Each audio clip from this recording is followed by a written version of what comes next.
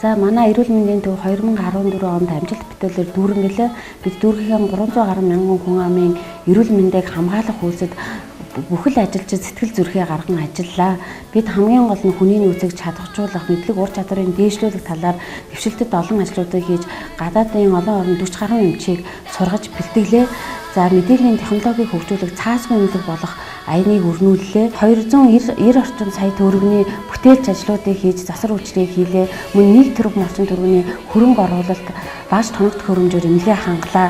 Түүнээс гадна бид дүүргийн хүн амын эрүүл мэндийг хамгаалах чанарын үзүүлэлтийг сайжруулж их хүүхдийн эрүүл мэндэд дэмжих жилийн хүрээнд эхийн нэгдэлгүй дүүрэг болж чадлаа.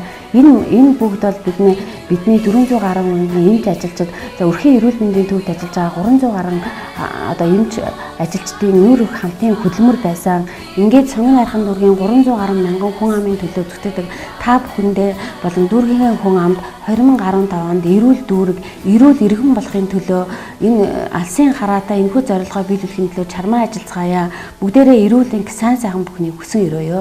За дүүргийнхээ 300 гаруй мянган хүн амд 2015 онд эрүүл аж аргал сайн сайхан бүхнийг хүсэн өрөөж шинэ оны халуун мэндийг дэвшүүлье. Шинэ оны баярын мэндийг хүргэе.